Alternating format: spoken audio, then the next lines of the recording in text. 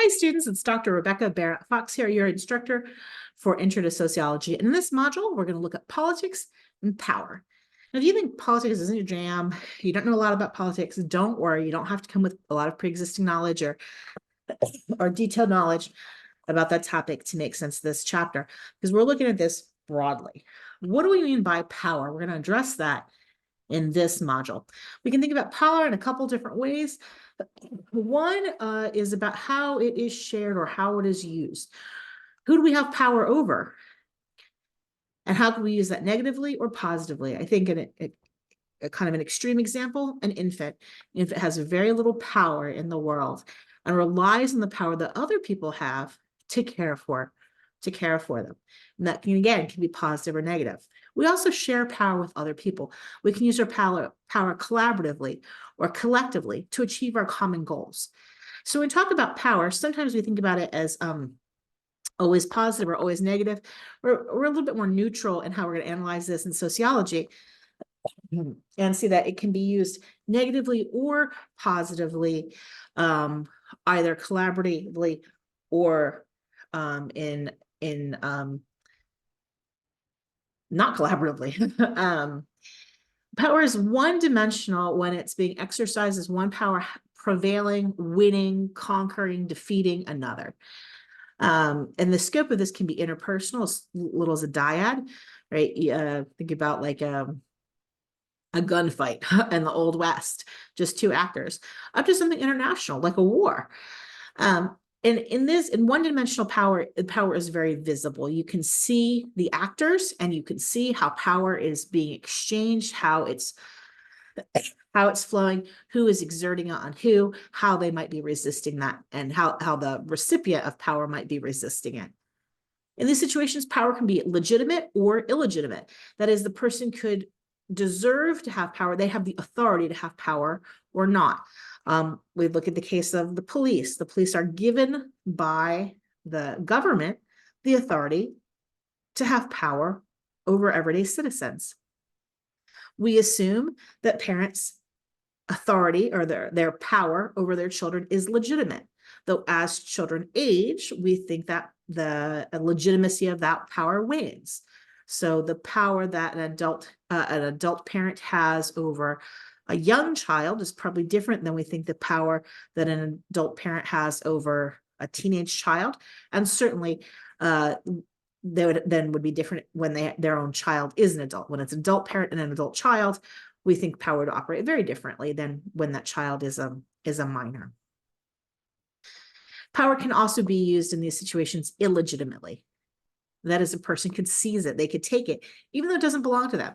So think about, for example, a schoolyard bully, right? That person doesn't deserve to have power over others. They just do because they've taken it. Internet hackers would be another example. Someone who spreads gossip and rumors doesn't have access to accurate, honest information, just does it to be a bully. That would be illegitimate sources of power. And people can wield power by following the rules or by breaking them.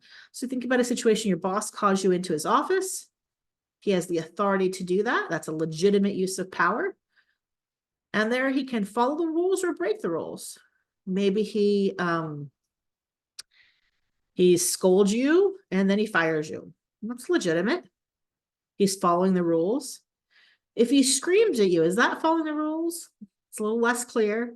If he hits you, that's certainly not following the rules. So in one-dimensional power, there could be physical force, but there doesn't have to be. I've included here a painting from 1954 by Richard Sargent.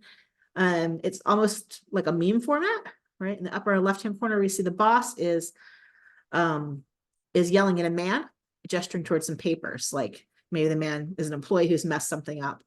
Man gets home and he's yelling at a woman. We assume now a husband and wife.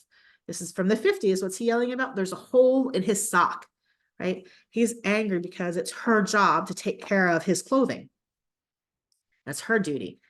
And so she's failed. Then she turns around and who does she yell at? The next person she has power over, the child, for drawing on the wall. And what does the little boy learn? To exert his power by yelling over the kitten. This is about transference of anger, and it's about exercising power. Two-dimensional power is a little harder to see. It operates through policies, procedures, bureaucracies, and media. So there are really still individuals, people behind this power, but they can be a little harder to see and find. Two-dimensional power has to do with the ways in which those with power prevent or deflect challenges to their authority. And they do this often by agenda setting. Agenda setting means deciding what's going to get decided, what's even on the agenda. Let's think about this in a very minor way. Maybe you grew up in a household where your mom meal planned, bought groceries, made the meals. Guess who decides what you're going to have for dinner? Probably your mom. Now, that might not be a power that she wanted to have. Probably in a situation like that, she might feel sometimes like it's a burden. But if you want to make a change to what you have for dinner, you're going to have to figure out how to get on her agenda. Again, that's a minor and kind of neutral example. But we can find other examples in politics where getting on the agenda is made deliberately difficult so that changes can't be made. I have an image here of a newspaper notice. A notice in a newspaper has to be printed if someone is engaging in some kind of legal things. Let's say you want to change your last name, or here there's a trustee, a sale. Someone who has inherited some things probably is going to sell a property that they've inherited. And you have to put it in the newspaper so that other people who might have an interest in that situation can challenge it. You have to give public notice of other things, like if you are building a shed in your backyard or adding a pool. So your neighbors can pipe up and say, no, we don't like that. We have a legal reason to say no to it.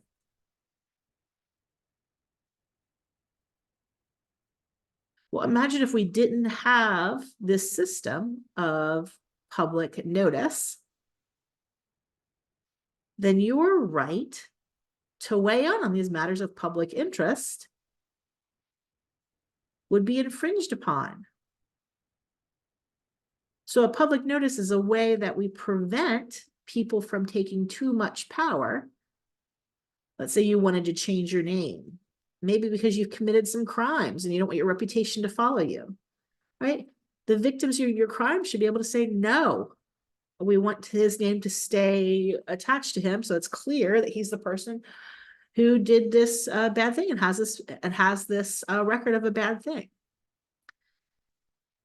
So we can use policies to share power, but we can also use policies to prevent the sharing of power. I'll give you another example. In the town where I live, there's a government building with an office on the 3rd floor. So you have to walk up 2 flights of steps to get there. The local government has owned the building for 4 years. And in that 4 years, there have only been a few select months where the elevator has worked. The local government frequently has meetings in that space, and they say everybody is invited. But very clearly, not everybody can get into that space. It's a real problem because a lot of the work that is done up there is for women and young children, and it would be impossible to bring a stroller up there. If you are a young parent with a baby and maybe a toddler in a stroller, you cannot enter the space. And then this is a way of exercising power by literally controlling the environment so that particular people can't participate in the decisions that are made in that space. It looks very neutral, right? We don't see this as being an exercise of power, but it is. Three-dimensional power is the most complicated, the hardest to see. It's the least visible. And it happens when the powerful convince those without power that their views are correct and should be accepted. So much so that the less powerful people end up embracing the interests of the powerful as if they were their own. So you don't have much power. Powerful people kind of set the world, say this is how the world is supposed to be. And you say, yes, that's very good. Now, it seems like, how could that happen? How could you not realize that you are being persuaded into something that isn't in your own best interest? What can happen because there's not actually conflict here. There's not violence. Nobody's apparently bullying you into it. Instead, it relies on assumptions and relies on you making assumptions and not using critical thinking. I think the most important job that sociology actually has to do is to teach you to think critically, ask hard questions, ask for evidence, ask for data.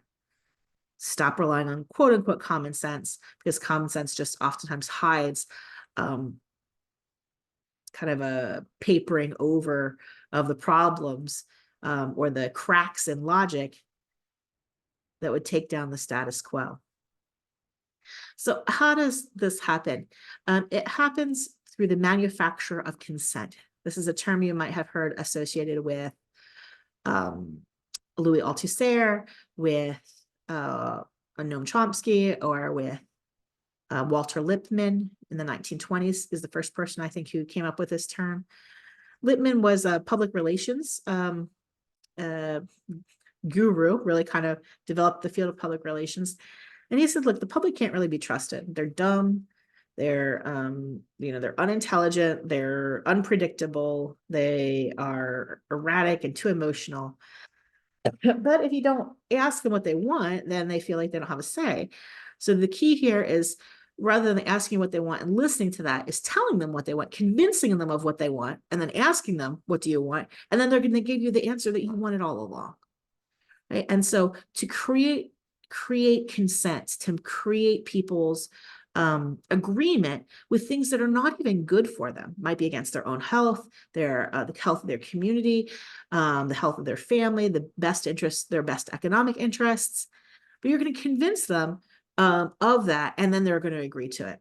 But it breaks apart when people have their consciousness raised. When we start, like, teach them to ask critical questions, and we ask them to start thinking about what's actually beneficial to them, and start teaching them sociologically how to observe and measure the world, so we can say, actually, are you better off this way?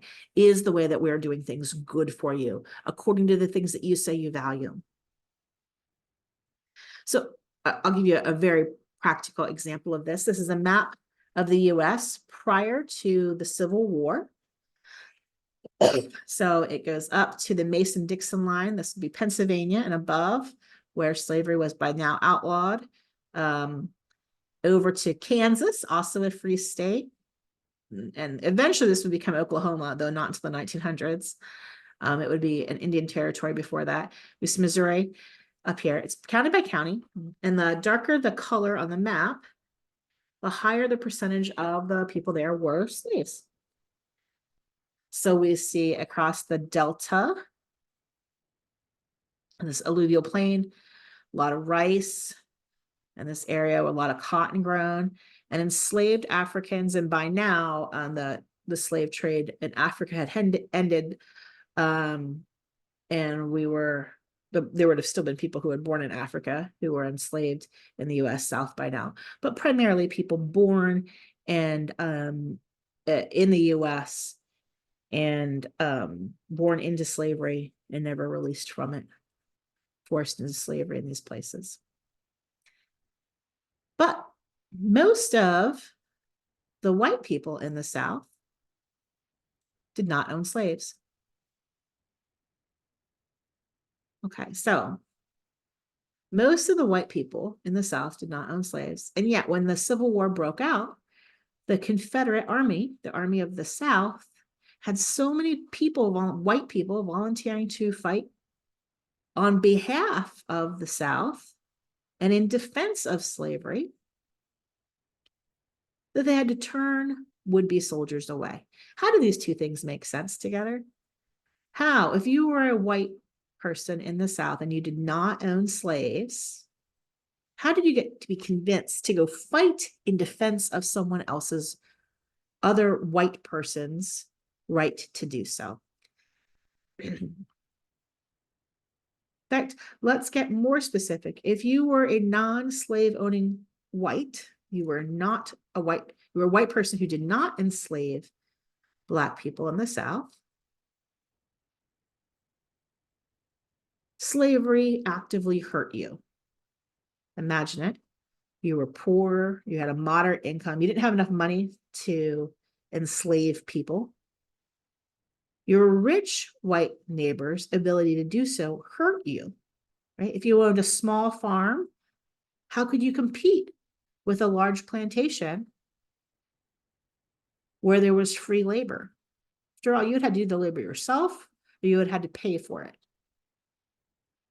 How did you financially benefit from slavery? Well, most directly, you did not. And in fact, it would have been bad for you that your neighbors, your rich white neighbors, owned slaves. And yet, you ran off when the Civil War started to sign up to join the army. How did we convince people? In the South, how are poor white people and moderately income white people convinced that they should die for their rich white neighbors' right to own slaves? Well, that's where ideology comes in. Three-dimensional power is ideological. What do we mean by that? The French theorist Louis Althusser says it this way: the ideology represents the imaginary relationship of individuals to their real conditions of existence. That is, there is a reality out there. We tell ourselves stories about that reality, and those stories are not true. It's an imaginary relationship. There is a reality, and then there's the imaginary relationship we make up between us and reality. And that's our ideology.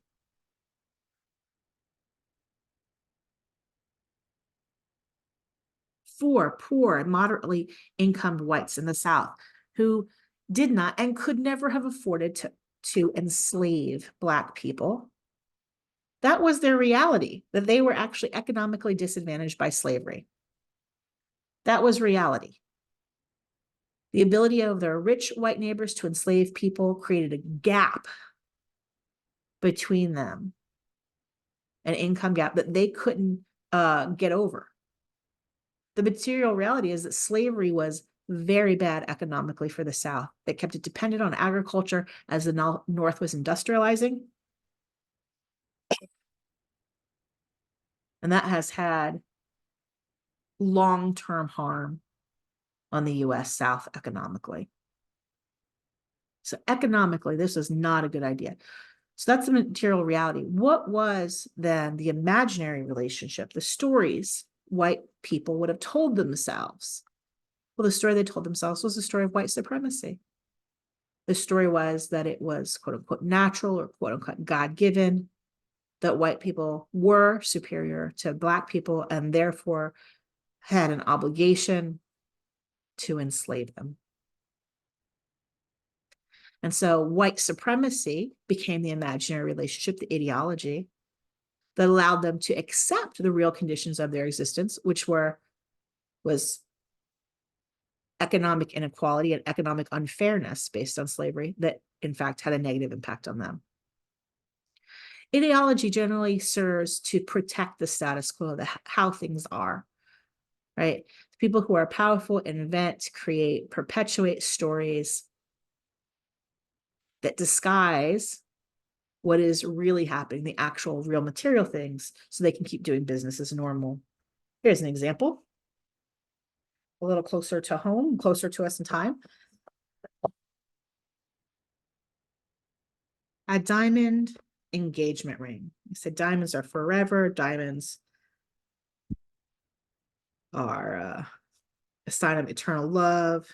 But diamond engagement rings are, in fact, relatively new in our history.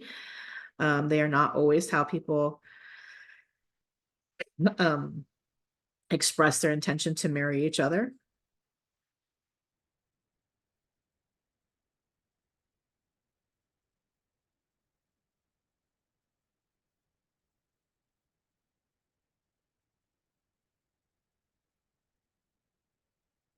The diamond was not always the gem that was used to create that.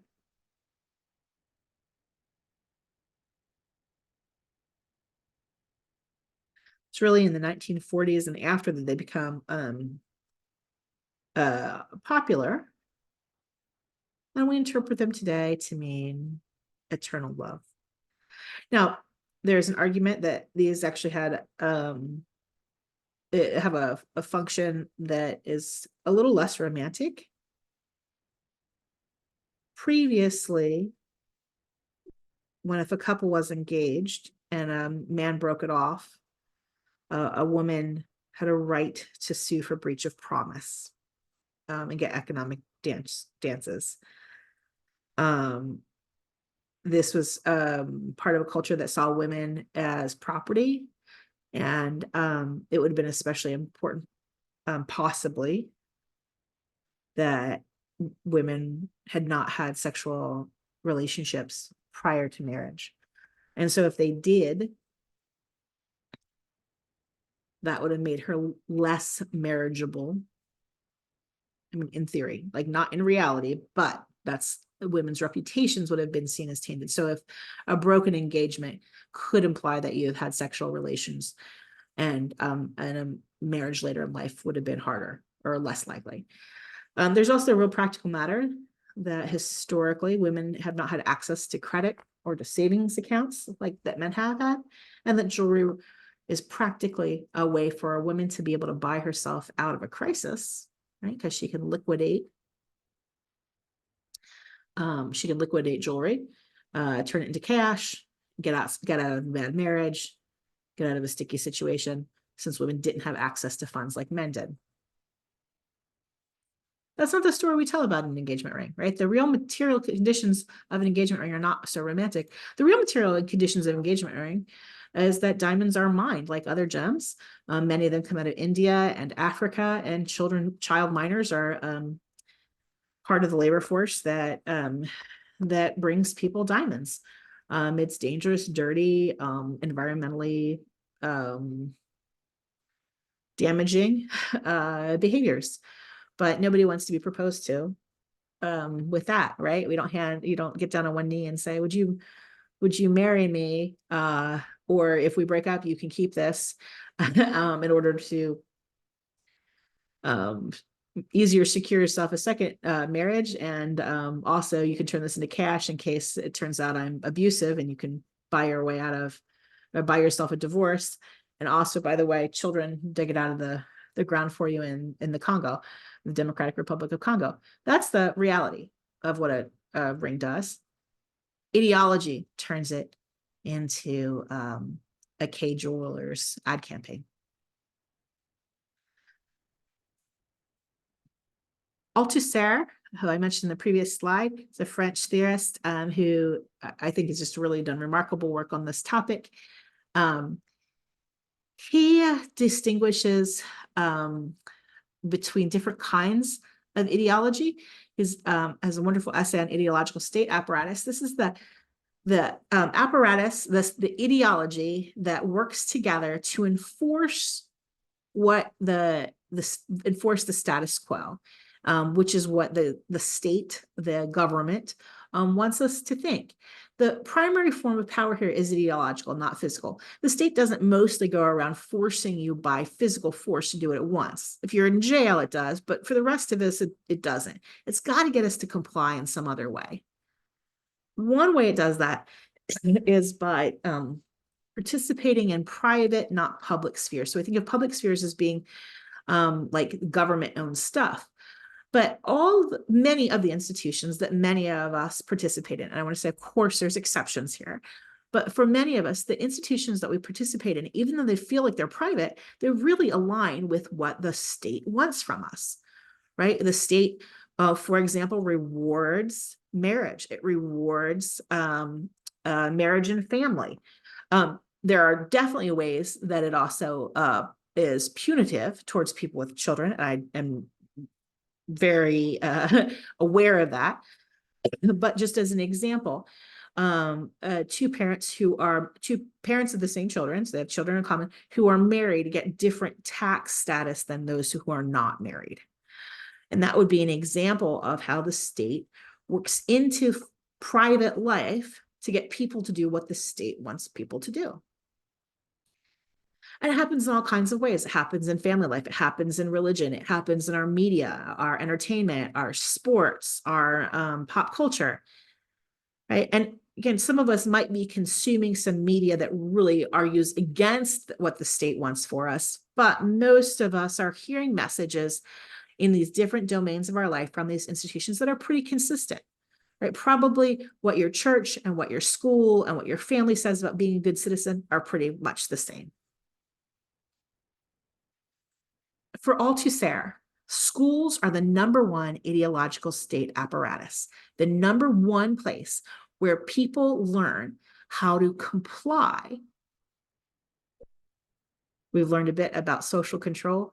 They are socialized into a system that makes deviation from that system very difficult. And they don't even know that it's happening. This is a long quote from Althusser. I'm going to take us through it slowly. I encourage you maybe print out this slide or write it down line by line, and we'll spend some time here unpacking it. This is what the bourgeoisie has installed as its number one, i.e., as its dominant ideological state apparatus, is the educational apparatus. Bourgeoisie here, he means the more powerful elements of society, economically powerful, the people who own the means of production, not the everyday workers, right? So he's saying they've been deliberate about making the most forceful part of all the places where we could be socialized. The most important one becomes school, which has in fact replaced in its functions the previously dominant ideological status, the church. Now he's writing from Europe. So if you think about in European history, remember this from European history or Western Civ, a class like that, that in Europe, the church was the government. When you were baptized in the church, that meant you become a citizen of the state. Those things are the same, right? So that the power of the church has waned. And now, he's writing this in 1971. I argue it's still relevant today. And now it's schools. Each mass ejected en route. And by that, he means that as people leave school, they leave school by different means. Some people don't graduate from high school. They get ejected that way. Some people get a high school degree. Some people get an associate's degree, a bachelor's degree. And some people go to graduate school. The more time you spend in school, that is, kind of determines when you exit, determines what you exit into. Right? So a person who leaves high school after 10th grade, they're not exiting into a job as a Supreme Court justice. Okay? So very early, 15, 16 years old, decisions are starting to be made about what your future looks like. Each mass ejected en route is provided with the ideology which suits the role it has to fulfill in class society. In other words, we step out of school into a class society. We've got a non-working poor class. We've got poor people. We've got lower middle class people, middle class people, upper class people, and then the super wealthy and the super elite. And this is not to say that there's a perfect alignment between things, right? You could leave high school, you could get a good job in the trades, your health stays good, you could earn a decent living. And yet, you still don't have the same kind of status as if you earned your money through the practice of law.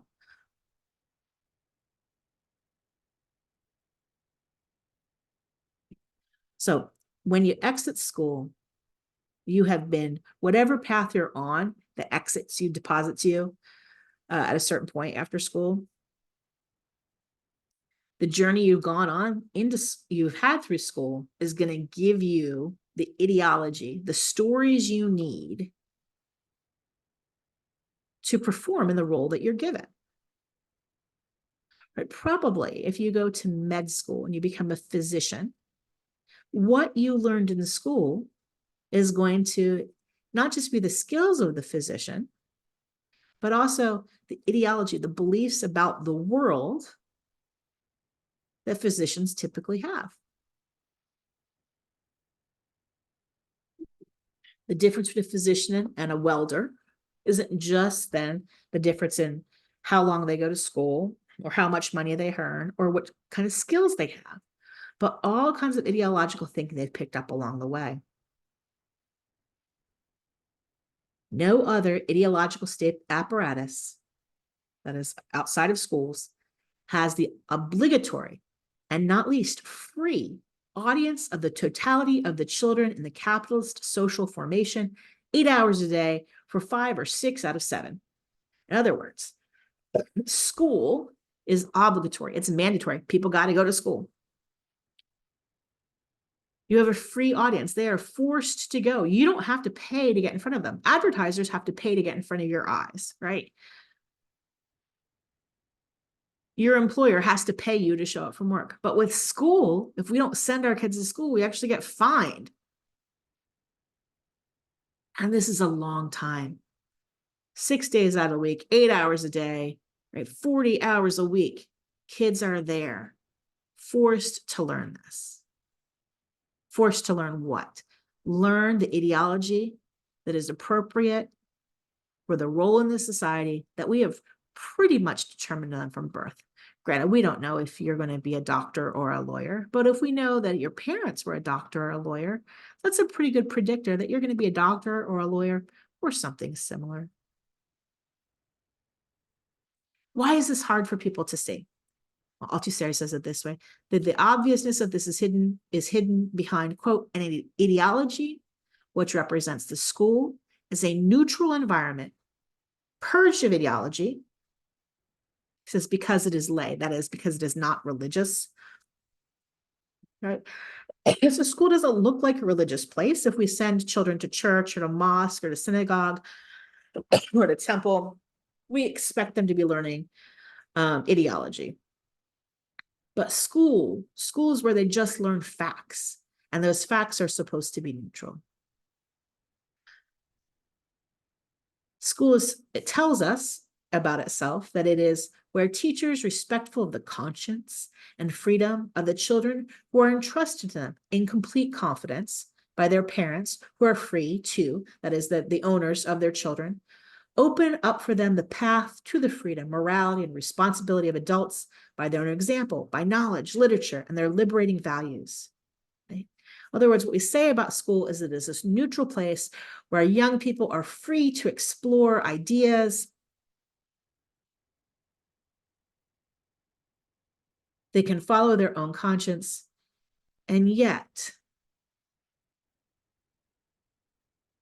well, maybe you can fill in the and yet. Think about your own school experiences. And yet there's only so many choices that are available to school children, only so many thoughts they're allowed to think, only so many paths they can walk down. They can't be too disagreeable, otherwise they can't stay at school. And they can't be too disagreeable, otherwise their teachers just don't like them, right? Even teachers who like children and teachers who want to encourage children to think, you don't want a classroom of 30 kids who are doing that. That would be overwhelming.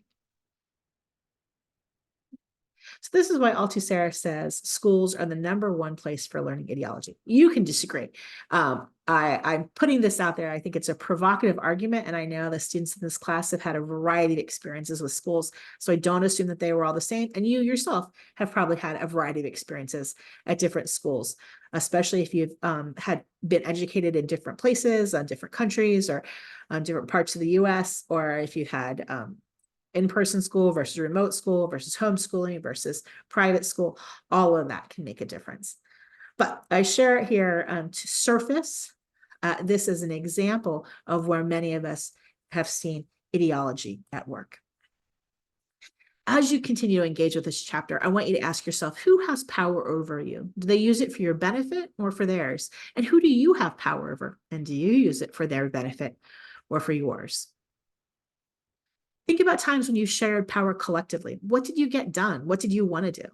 And which social institutions wield power over you? This is a hard question because, especially in the US, oftentimes we want to say no one. We want to think of ourselves as totally free. And yet the reality is that we're not. Did they use that power repressively, forcefully, violently?